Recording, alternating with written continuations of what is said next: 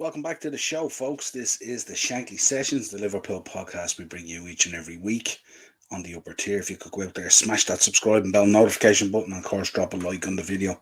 This is your match reaction. Liverpool 3, Nottingham Forest 2. And boy, oh boy, oh boy, what a difference a week makes, and what a difference it was today. Once again, there we say a game of two halves. But geez, we made hard work of that one, didn't we? Easily could have walked away with a draw. Really, really poor in defence. Poor kind of all over the pitch, really. Just really struggled at times to get to grips with what we were trying to do. Substitutions made little or no impact. Still can't understand how Hendo was still getting to play literally in full games. It's just a strange one for me. I just don't get it. Had no impact on the game at all. First half, I suppose we'll talk about first of all, that was as flat as a pancake. Nothing really going on. Jota missing a glorious header at the back stick, but nothing really of any note. Slow in possession, a lot of backwards passing, a lot of recycling of the ball. But even the recycling of the ball and the switching of the ball from side to side it's so slow and predictable as well, and it allows teams like Forest, who are fighting for their lives down the bottom of the table, so they're not going to come and be pushovers. So you have to fight for what you want, in these games. And I just thought today, we were just so slow in the first half. Our movement was so slow. Our attack was so predictable.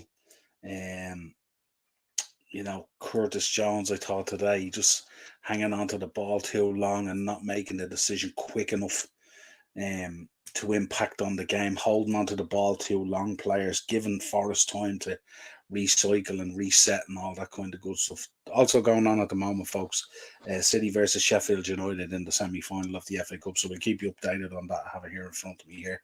It's 35 minutes gone. It's 0-0 at the moment. I think Sheffield United started off the better, but City growing into the game, as you would imagine.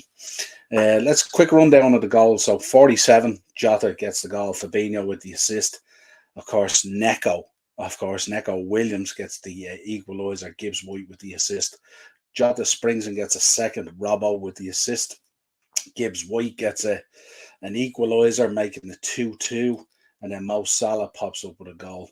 Trent with the assist on 70 minutes to make it 3-2. And after that, good Lord, for us, it was backs against the wall. How did it become that? How do we allow that? Thiago coming on, having no impact on the game, really, just trying silly, stupid passes at times, giving up possession. Konate just manhandling players and just looking so awkward today for some reason, quite rattled. And I was thinking that the two big guys up front there for Nottingham Forest, surely Virgil and Konate are going to relish this today. Big, muscular, heavy-duty battle there and stuff like that. The two boys struggled all day. It was weird the way they got tore up at times, Trent put in a good shift today. He was everywhere in the park. I think he was the man of the match, to be honest. The ball in for Salah was sublime. But he was the only one out there really working that hard, you know what I mean? It's just, you look at the other players there, it was just so lackadaisical. Hendo having no impact on the game. Curtis not deciding what the hell he wanted to do with the ball, so slow. Konate looking so awkward. Allison looking so laid back at times as well. It was just a weird 3:00 game against Forest, and I'm sure it was a heck of an exciting game for the neutrals and stuff like that. Brennan Johnson at the end with a great chance, should have put it away. Also the overhead, the bicycle kick as well, very unlucky with that as well. They had some real good chances, and we had a couple of chances as well, but just really, really struggled to get the grips with the game. Let's take some comments. Let's have a look. We'll bring the lineup up there so we can go through with the player ratings and it. Big up Henry, how are you in the chat? Hope you're having a good day. What's up, Eno? Good to see you there. All good, my friend. Having a great Saturday. Big win. Hi, Ian. How is things, Henry? I'm good. Mark's in, big up Mark, legend. Dodgy game at the back. Good job we got the points. Yeah, absolutely. I kind of summed it up. It was a poor performance, but we'll take the result. But really looked like we were struggling. Hi Mark. Hope everyone is well. All good. Watching Dortmund win 3 points, hopefully now that Bayern lost. Something else at Bundesliga at the moment, isn't it? Slower game today, much slower game, way off it at this stage. Felt like, Mark, I don't know if you felt like this, it was like one of those tough, dug in old games that you'd play like against Burnley down in Turf Moor or something like that. I kind of didn't feel like we were the home team. Kind of felt like we were the away team at times. Yeah, good to hear it. Yeah, absolutely, Henry. West Ham next. Yeah, I'll tell you one thing about that West Ham game. See if we cough up those chances too, Jared Bowen or Mikel Antonio or players like that, um, we're gonna have serious problems. We're gonna have serious problems. Uh, you want to drop the link, Niall? Yeah, absolutely. I'll drop it now for you guys. Just 1 second. Do do do do do do do do do do. There you go, guys. There's the link. Ian says, "How you doing, Mark?" Mark is all good, doing good. That's the link, guys. If anyone wants to come on and chat about the game and stuff like that. But went with a similar lineup, but I just think today it was kind of strange where Trent was kind of doing his part. I didn't think Cody was really in the game. So substitutions, of course, came. You look at the subs, Cody off for Darwin, and I don't know if you're saying Klopp absolutely tearing Darwin up. Big up, Henry. How are you? I'm fine, thanks, Niall. Good, good. What you think? Thoughts on the game? It was been a nervy afternoon for all of us, I think. Yeah. Um, we didn't know what side was actually going to be put out this afternoon. Mm. I mean, I was listening to the commentary on Sky Sports, and for me, I was very nervous because every time Jeff Stelling would go to the commentator on the game, they'd be talking about which side of the pitch the ball was going down and the moves that the players were making and everything, but no end product. So the longer it went on, it got more and more nervous. So by half time, I was thinking, oh my goodness me, what the hell are we doing? And even before that, when I saw the side that Klopp had chosen, I was thinking, you've done it again. You're playing Gakpo through the middle. And with Jota and Salah, you must play Nunes. He is the forefront through the middle. That's why we bought him, in my opinion. The Jota can play out wide as well as in the middle. But having Gakpo, I don't think he's a starter. I would much prefer him to be on the bench and come on if needed. I think if you look at Monday night's game, I think he had a very good game, Gakpo, and I think that inverted stuff with Trent and with him and the way it linked up worked really, really well. I think it was badly missing today because I think Trent was kind of doing his part, but I don't think Cody was doing his, and it left it kind of a little bit imbalanced there, and we were struggling to come to terms with it. But I think the real problem today, I didn't really have a problem with the lineup because I know when Klopp kind of finds a formula, he likes to stick with it. Man City have just taken the lead with a penalty, 1-0. Haaland, of course, absolute monster. Everyone talking about how Pep might rest him because it's the FA Cup. Not a chance. Pep is absolutely ruthless. Ruthless. I say it all the time. Um, Henry, Mark makes a good point here. Forrest needed the points too, thrown on three strikers at the end. Absolutely. And the funny thing about it is they made the changes. We really struggled to deal with these players, and we were shocking at the back today. But I think the lineup that he picked today, I didn't have a problem with the lineup as such. What I did have a problem with was we were just so slow and so lackluster and all around the park, and the constant recycling of the ball and allowing Forest the time that they needed to reset and all that. And we've seen it before. We've come up against this before against the Burnleys of this world and stuff like that, and we've really struggled, and we haven't had an answer to break these teams down. We even seen it at the time we played Chelsea when they went down to 10 men. We still couldn't break it down as well. And I just think substitutions today were interesting. I don't know if you wouldn't have seen, but Klopp was on the sideline at one stage, and he had brought Darwin on for Cody, and Darwin was sitting up high on the pitch, and he hadn't dropped back in to balance that press the way the press works, and he was absolutely screaming at Darwin Núñez to get back into position. He absolutely tore into him. And there was a lot of talk yesterday about how there's a lack of understanding with Darwin, that he hasn't learned the English language yet and all this kind of thing. We've seen it on a number of streams.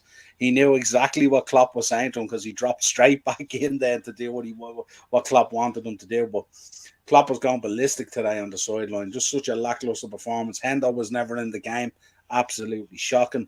Cody never really got into the game. Really shocking. Curtis in possession couldn't do much with the ball. Every time he got the ball, it was recycle it, slow it down. Can't make up his mind what he wants to do. Just not quick enough.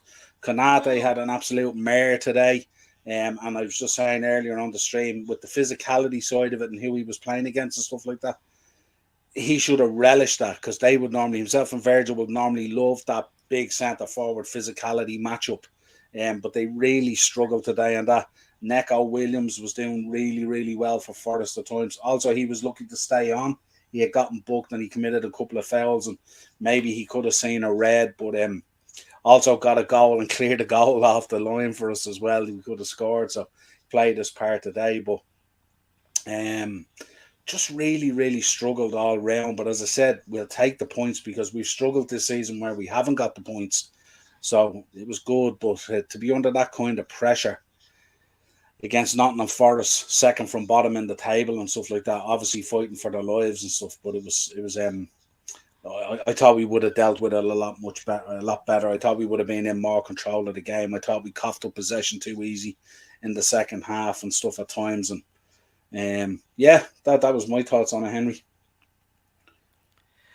Yeah, I think when we get to the end of the season and we have the clear out, at least like 9-10 players are going. So we will obviously see a fresh Liverpool side come 23-24 season.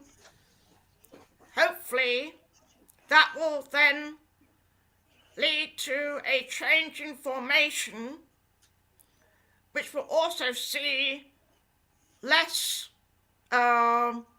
keeping the ball all the time, but be quicker in the movement to get the ball out wide or to the striker, whoever is going through the middle. Because I see it as playing well, I'm not sure that we should play a 3 back line, but definitely change the midfield and the front three, because I don't think we are a side that can play 3 at the back. I think we have to play a 4 at back. But possibly if we had someone that actually is doing the holding role in front of the back 4 and have the 2 like in a diamond shape, and then again like 1 in front of the back 2, 4-2, sorry. Because if we keep going with the 4-3-3, we will still be sluggish and we won't improve on our performances, whoever we get, especially now that we know that Bellingham is not coming, as far as we know, although there are reports that we are still in the deal, but maybe not this summer, but maybe next summer. So I think we still need to go with a back four, but change the midfield stance and the front three to become a front two and have a pivotal player behind that can feed both the front two, or even change it to maybe like a 4-1-4-1 formation. So you've got little pockets interchanging from a back four to a back three, just keep changing the system, not settling on a 4-3-3. If we keep changing within the 90 minutes, it can upset the gameplay of our opponents and therefore be able to get in behind their defence and take out their central defensive line so that our striker can get in behind their back line and either pull it back for someone else to come in on that, or to actually go for goal themselves. But I don't want to see a 4-3-3 next season at all. I want that gone. Yeah, I'm kind of siding with Mark on this. I don't think there'll be a huge change to the formation. I think what you'll see him deploying is a 4-3-3. But what actually happens on the pitch might be very different, if you know what I mean. So he might lay it as a 4-3-3, but it can very quickly become like a 3-5-2 or a 4-2-3-1 or whatever way they want to do, depending on the personnel that he brings in. I also don't think, even with this news coming out about Jude Bellingham, I don't think we have an appetite to hang on for the year to sign another player. And I don't think that can affect our transfer window this summer. Because if that's the case and that's what he's thinking, then we might potentially only be bringing in one midfielder then this summer, which wouldn't be anywhere near enough. And there's talk that maybe bringing in a right back and pushing Trent back into that midfield position. So Trent will be regarded as like a new midfield signing, But yeah, it's hard to know what way it's going to go. And this is something I've spoke about on the shows. We're going to have to figure out the formation or the kind of different tweaks to formation that we want to do before we get into the buying season. Because obviously those kind of tactics and stuff like that are going to dictate the kind of player that we're looking for. Are we looking for a DM in terms of Fabinho? Are we looking for a wider player? Are we looking for a creative midfielder? What way are we looking here? What are we looking for? Are we actually looking for a right back? Is this so-called new position for Trent, is that the way it's going to be now going forward, that like they've just decided? And I mean, Trent put in serious mileage today.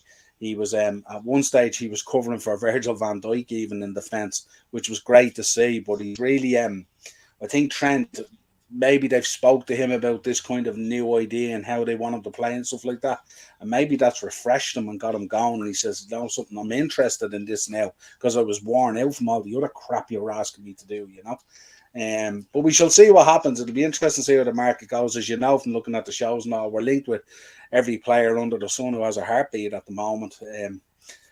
But it'll be interesting to see what way he wants to deploy it going forward. As always, folks, on the slide there is our QR code there. If you want to scan that, it'll bring you straight to our TikTok page as well if you want to drop a follow on that. But yeah, it was just a lot of players today kind of didn't show up, and it's a weird one as well because I mean, what's your thoughts in relation to the top four now? We're up to seventh in the table with 50 points. We're six off Newcastle. Newcastle obviously have a game in hand now, but they're playing Spurs tomorrow. Um, so I suppose the ideal result for us tomorrow would be a Spurs win. That kind of condenses it, and Newcastle doesn't get anything. And then we have West Ham midweek, and then I think we've Spurs next weekend. So the Spurs game next weekend, as Acer says, that Spurs game will be a top four decider. But I would expect us to beat Spurs next week. But we've got to show up with a lot more energy than what we showed up today, and a lot more sort of nous about us. That's My the only thing that concern, would frustrate me. my concern still is Brighton. They have 2 games in hand. They are only a point behind.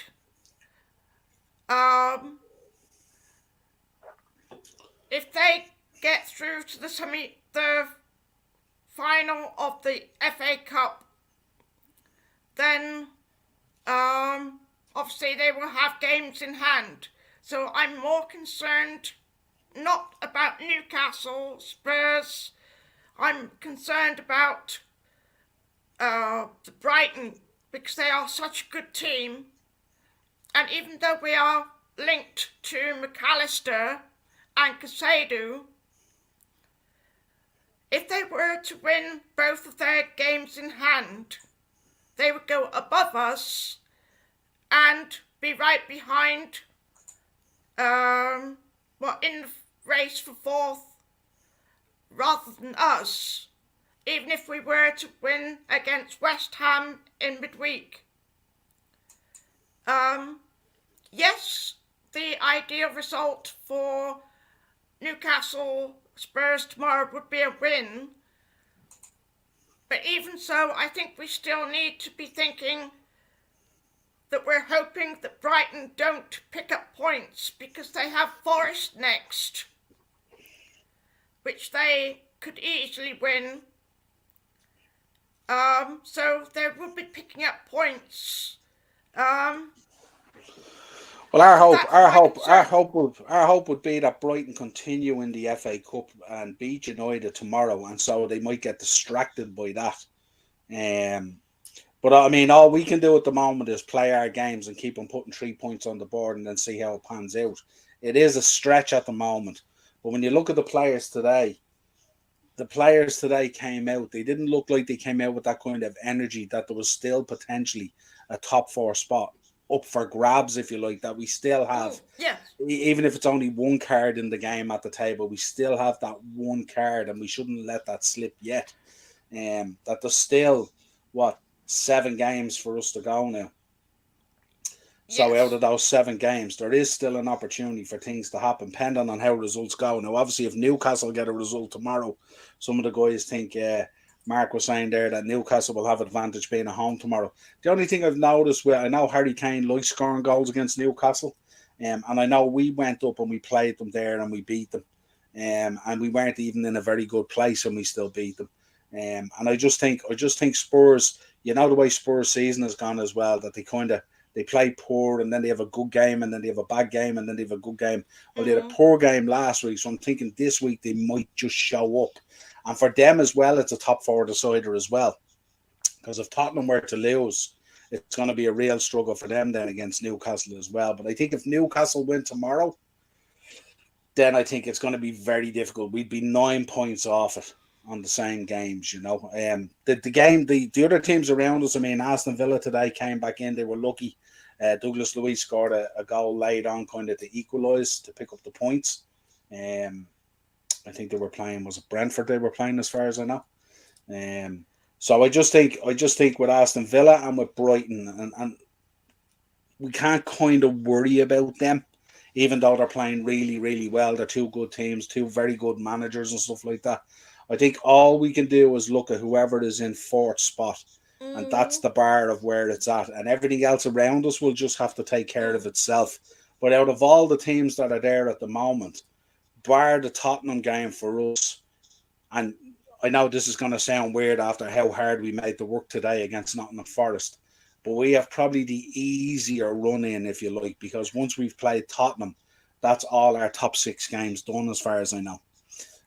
So after that, then, and that's not to say, I mean, we've probably played better this year in the top 6 games than we have in the bottom 6 games. So that's always a Yes. worry as well. That's always a worry as well going forward. So we'll see what happens there. So it's not always an easy one. Mark thinks Villa might get top 4. Absolutely, I said it the other night, Mark, on the show. Emery's doing a fantastic job there, but today would be a bad result for them, because in order for them to really look at top 4, they would have wanted to beaten Brentford today. I think it was Brentford they were playing, as far as I know. I'll pull it up here just to make sure I'm not talking out of my backside. But I'm nearly sure they were playing Brentford. I know it was Brentford. Yeah, Brentford had taken the lead through Ivan Toney, of course, with a goal. And then Douglas Luiz actually scored the equaliser in 87 minutes. Buendia with the assist. Now, some people will say, well, like, that's the sign that you're never down. You get back into it and you get those points. But then you look at the Arsenal game last night, which was an absolute calamity and will feel like a loss. But I think in order for Villa to really stamp themselves in that, they probably would have been looking to, seal a win today that they didn't get. So that leaves things nicely poised.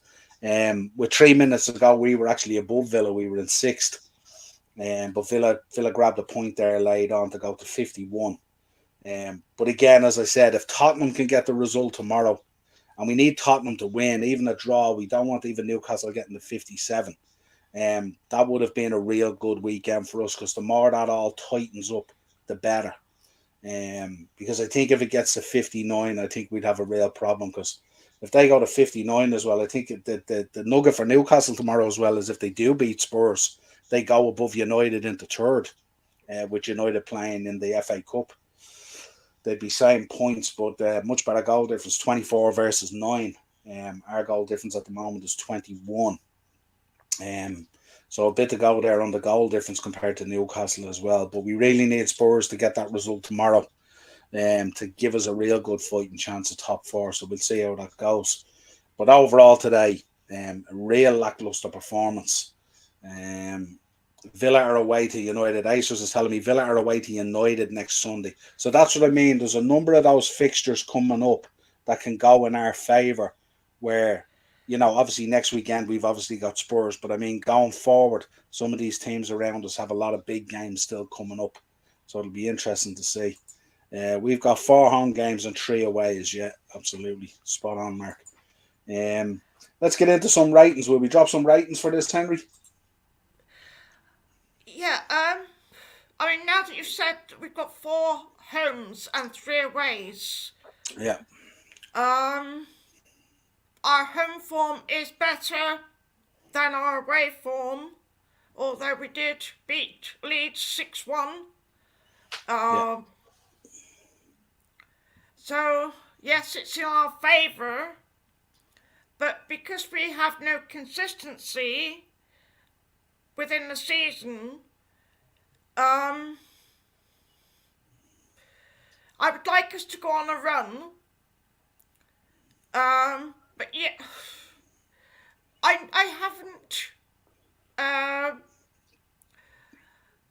given up on 4th, but because there are other teams ahead of us and behind us that could pass us, playing more games, And more consistent. it's a big concern. Yeah. So, because we've won 2 games on the trot, that's great. That's the consistency we need to go and beat West Ham and pile the pressure on Brighton and those above us, so that they may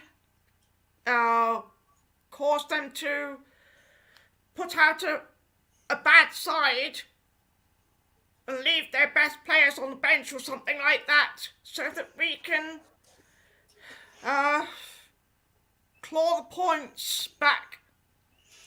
Yeah, it depends. It depends where Brighton's priority is, isn't it? Like, I mean, if they do make it through to the final of the FA Cup, it depends on what their priority will be. Is their priority to get a top 4? Is their priority to focus on maybe trying to win some silverware in God knows how long? let's see what their priority is and how they get on. But they've some interesting matches coming up. I mean, the match on Wednesday is away to Nottingham Forest, as we know, is not an easy place to go. Forest fighting for their lives. We've seen how good Forest can play today. They put us under the cosh for the last 15 minutes or so. And that's at Anfield. So at home, it's a different story with Nottingham Forest. But you would imagine thinking Brighton on a wave there, especially if they get to the FA Cup final. They'll be carrying Yes. that wave through, and they'll probably play well and pick up the points there. We have a tricky tie away to West Ham, but again, we'd need to pick up the 3 points. But again, depends where West Ham's priority is at the end of this weekend, because obviously they're doing very well in Europe at the moment, and they're on the verge. I think they have a semi-final now against AZ Alkmaar. So they have a good chance of getting to the final of that Europa Conference. So again, are they just looking for safety? And once they've secured that safety, is that enough for them? And then it's being really, really careful, as you said, coming up to the semi and the final in that Europa Conference and trying to land silverware. So there's a lot of conundrums this season to be sorted out and stuff like that. But certainly from our point of view, we can't be looking at anyone except ourselves and just keep an eye on who's ever in fourth. That's the benchmark of where it is and trying to claw that back. It's going to be difficult. We know Newcastle are having a good season. We know Spurs are, stuttery, all over the place kind of thing. Can't really put a kind of a run together. We know Aston Villa and Brighton are doing really, really good things. But let's see, can that pan out for the next 7-8 games or whatever's left for these teams? There's still a lot of points to fight for. But I think the key one tomorrow is the Spurs win. And then, of course, we have to do the business on Wednesday against West Ham. Then after that, Henry, just to let you know, we've got Spurs at home. Then we've got Fulham at home. And then we've got Brentford at home. So you would think with the right attitude and the right application, there's points there for us. So let's see what happens. Yeah, and Bellingham has just put Borussia Dortmund in the lead. Nice. Against Frankfurt. So you can't help but think, why in the hell did we buy him for the summer? Yeah. I mean, come on.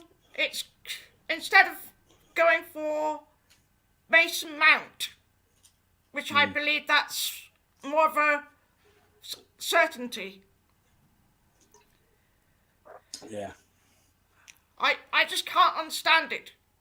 The only thing that's probably happened is Liverpool went in to have the discussions, and obviously the deal escalated absolutely into crazy figures. That's what I'd say happened. And I'd say Liverpool were looking at going, as I said at the start of the season, maybe needing 1 or 2 signings, and with the way the season has panned out now, needing maybe 4 or 5 with a couple of adjustments or whatever it is. They can't afford to throw that level of money at a single player, and they've thrown it back into Jude's lap. There's Mark. Can't see us either getting Mount. Yeah, look, I tell you, Mark, that'd make me happy. We don't want him. I think most people know. As far as I'm concerned, Mason Mount is a bench player for Liverpool. There's no doubt about it, and he'd be a very expensive bench player. So yeah, I'm not caring about that at all. And I'm more focused on the Champions League at the moment. Yeah, in terms of watching, but not in terms of Liverpool. Obviously, we're more focused on the Champions League places, if we could potentially get that, because obviously maybe getting top 4 as well would have a huge impact on what we do in the market and who we can attract in and stuff like that. Because there's obviously a lot of players there. If they are going to make a move and they're at a good club, as you mentioned, Alexis McAllister, if we're going to move him out of Brighton, he's going to want to move for a lot of different factors and stuff like that. He'll have his choice of clubs if they decide he's going to move. And one of those decisions might be the situation with European football and stuff like that. So it'll be interesting to see. But we've been linked with everyone. Let's get going on these ratings anyway. I looked at Alisson today. Absolutely one of the best goalkeepers in the world.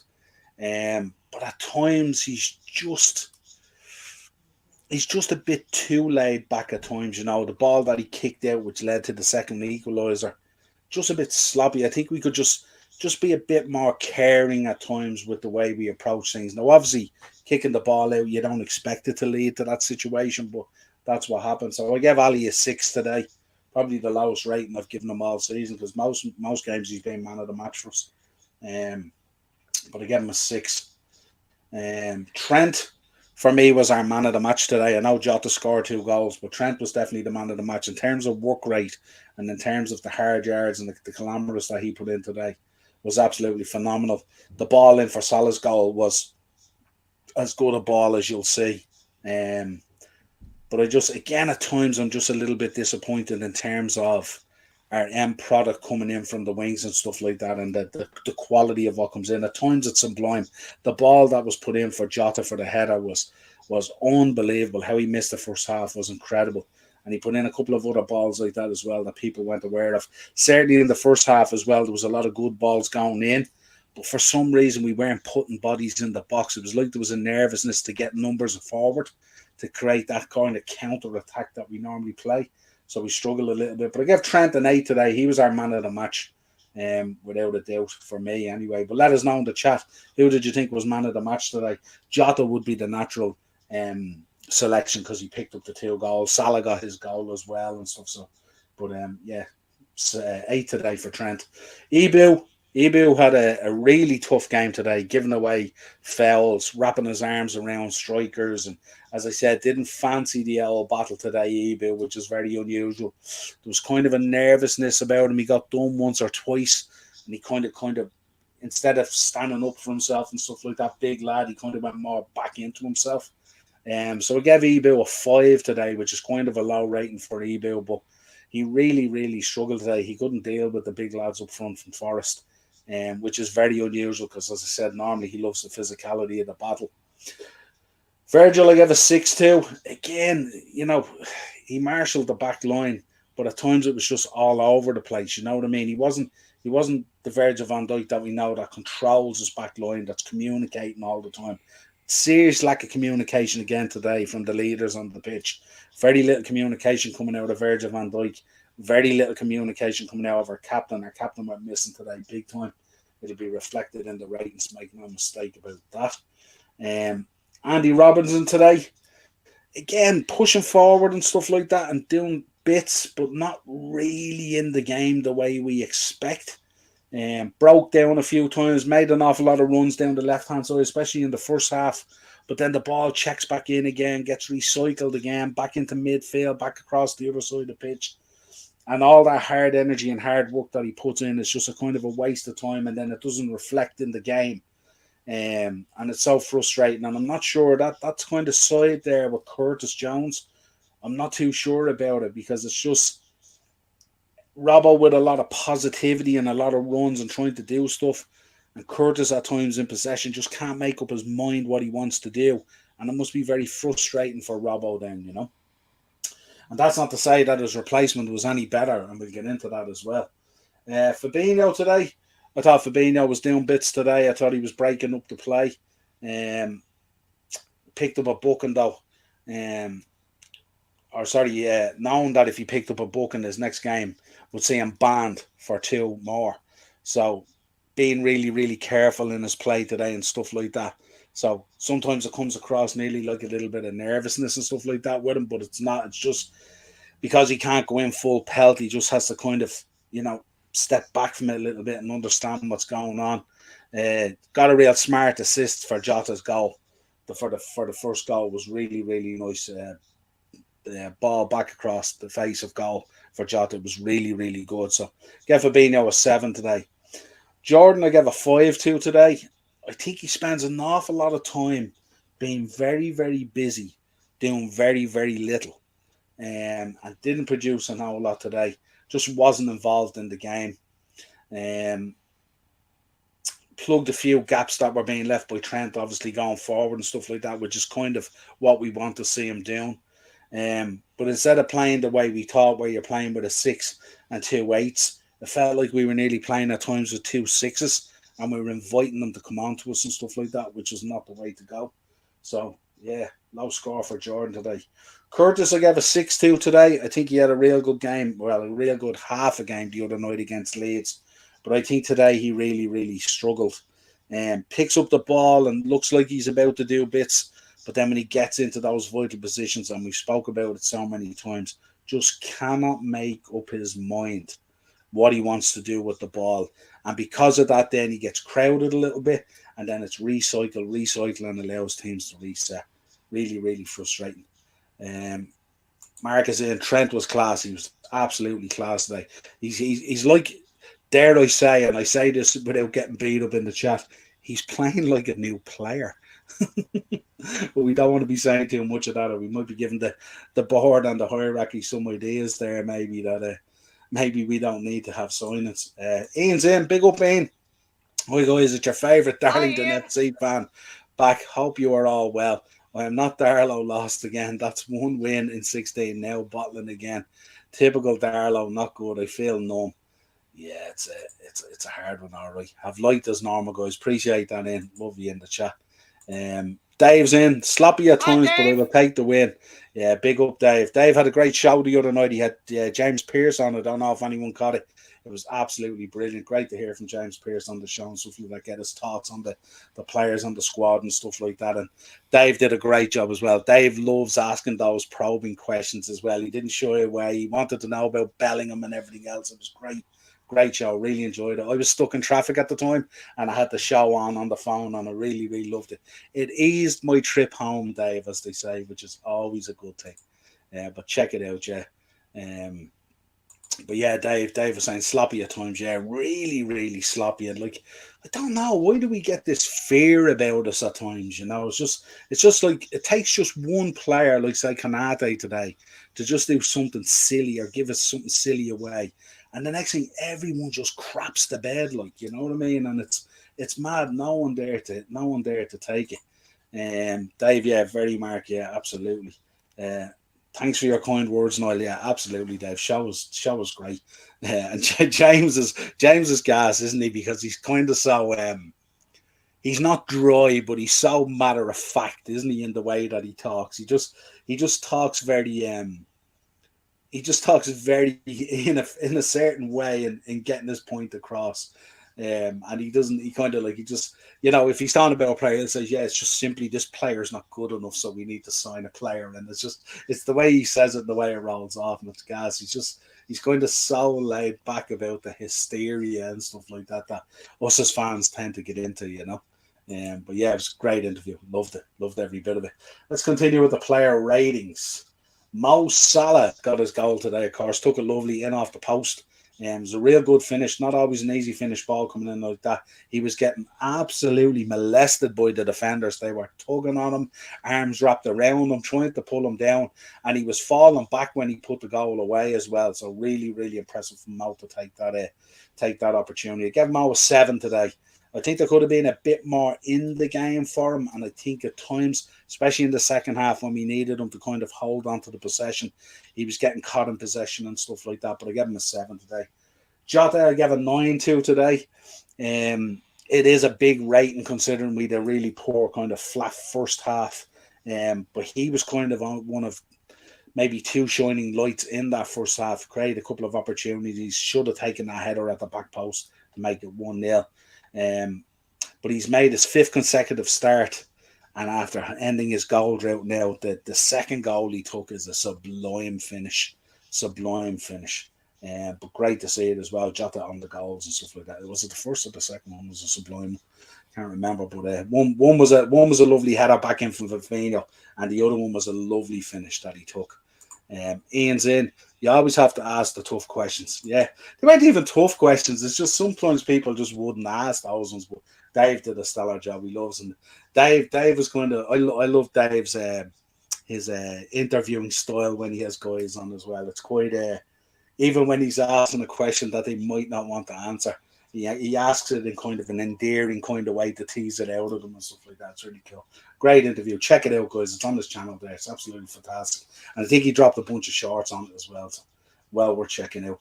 Cody today, real bad day at the office for Cody. Really just didn't get into the game at all. At times when he picks up the ball and stuff like that, he just can't. Again, it's not that he doesn't know what he wants to do with it. It's just that it's like that kind of role that we haven't doing at the moment in the central. It's just he's still trying to get the grips with it. And a time when the rhythm of the team works, it looks really, really well. He can pick up the ball and drive forward and stuff like that. But when you're up against two banks of four in Nottingham Forest, it's very hard when you're dropping deep, picking up the ball and trying to burst through two banks of four. So today he really struggled with it. And it's something that Liverpool, we've struggled with a lot when we've come up against those teams that sit back with two banks of four.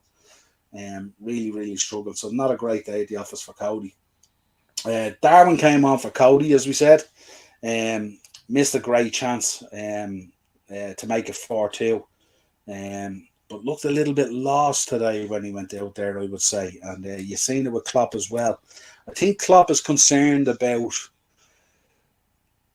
I don't know if he's convinced about the Captain Chaos situation. I don't know if he's convinced about that creating of that chaos, or whether he wants something kind of a bit more tangible, if you like, from Darwin. But he got stuck into Darwin today big time in terms of dropping back and putting in the work and stuff like that. And Darwin dropped back in straight away. So obviously he has a fairly decent understanding of what the manager wants as opposed to what people think. Mark is in. Virgil van Dijk struggling at the back, not picking his players up. Yeah, the number of chances they got today. That last chance for Brennan Johnson, he has to put that away, doesn't he? Really, really poor stuff. And it's just a lack of. I don't know whether it's a lack of awareness or it's a lack of responsibility, or whether it's it's not my man, it's your man kind of thing, and apportioning responsibility and stuff like that. But either way, when you're a central defender there, you got to deal with those balls coming in. You can't not deal with them. But yeah, a bit disappointing today from Virgil. Yeah, struggling today. As the back line was. Thiago came on for Fabinho at 60, and that really changed the game. At times he picks up the ball and he looks really, really graceful. But again, it's been a while since we've seen him actually pick a pass, isn't it? That we can say, wow, look at that. And sometimes we think that he's on a different level, and just the other players around him just aren't thinking the way he thinks. But he was wasteful today with some of the balls. Just didn't have the impact on the game. And I think it was a real worry as well, because what I think anyway, is we took Fabinho off in the DM. We put Thiago on in the creative position. And I don't think Jordan slipped into that DM role. And as we know, we don't want to see Jordan Henderson playing as a 6. It's not a good recipe out there. And I think that change there today was real pivotal in giving Forest the impetus to go forward and do what they wanted to do. Our midfield just looked a bit porous when that change was made. Diaz came on for Jota. Looked decent when he came on. Obviously out there on the left, which is where he wants him, not like the other night when he was on the right. But there's a conundrum there to be solved as well. We're a bit heavy on left-sided players, if you like, up front. Made one or two good runs, but again, not as effective as you'd want to see. But yeah, one or two moments there that reminds us of why we've missed them. And then on 81, James Milner came on for Jones, and it was just to add a bit of steeliness into the midfield that was missing there. Also made his 850th club career appearance, so hats off to James Milner. 850 club career appearances. Phenomenal career this man has had. And nice to see him coming on and getting some minutes in the game. The midfield really needed shoring up at the time. And that's what James Milner does, isn't it? But it's hard to believe that against Nottingham Forest, and having to shore up and not being expansive and not having the ideas and the wherewithal to break them down the way we should, is very, very frustrating on the day. My son Ben was at the game. He was over there today. He really enjoyed the game, because I'm sure it was an exciting game, and obviously getting the win is obviously key. I'm sure if that had ended up a draw, he would have thought it was a shocker. But to get the win and get out of there, get the 3 points, move on to Wednesday against West Ham. Don't dwell on it too much, and let's see what we want to do. But there is still a number of players there that need a bit of shaping up. No less our captain and our 2 centre backs today were really, really poor at the office. And Curtis, instead of wanting to create an impression on the gaffer, just needs to go out and play football and make up his mind what he wants to do with the ball at key moments. That's how I can sum up the game. That was the game for me today, Henry, but we'll take the 3 points, and hopefully we can look forward to Brighton now knocking United out on penalties tomorrow in the FA Cup. That would just that would just round out a great weekend for us. Yes, that would be the plan for us. That Brighton do their business. But I just would we actually change things up against West Ham? Wait, I don't know. Just let you know, in 61 minutes there, 65 minutes, 64 minutes gone in the game, Riyad Mahrez has made it 2-0. I would fear for Sheffield United now. This could become a cricket score, really. Let's see what happens. But fair play to Sheffield United getting this far and stuff like that. Hats off to them getting to the semi-final. Brilliant stuff from them. Always drawn the likes of Man City, or that is always a stretch to try and get through that with the level that you're at. But hats off to them and their fans. Ian's in.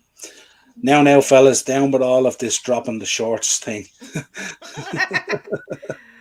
I did think Sheffield would be out today because this is their final today. Yeah. I didn't think they would beat City at all. No. But they've come a long way. And they look like they're going to get promoted as well, don't they? They look like they're going to get promoted. So. And they'll be in the Prem, hopefully, next season. So they can try again next season. Another places Liverpool fans we love going to, huh? Sheffield United, good Lord. Yeah. But that's it. This has been your match reaction. Liverpool 3, Nottingham Forest 2. We made hard work of it, but we will take the result. Henry, really appreciate you joining me and giving me your thoughts. Until next time, folks, if you could drop a like on the video, subscribe and hit the bell notification on the channel, and subscribe to all the channels in the chat, Dave's LFC chats and everyone else that's in there. Check out Henry's channel as well. He's dropping content all the time as well. We will be back, I think, is it tomorrow night? Probably Monday night with the Monday mashup. We will be back. No doubt I'll drop a few shorts tomorrow if things go our way in the FA Cup, let's say. We will be having a bit of fun with those. There's no doubt about it. Until next time, Reds, enjoy your weekend. We did win another 3 points. We are up to 7th. Zoning in on Newcastle. Hopefully Spurs can do the business tomorrow. But until next time, folks, an absolute pleasure.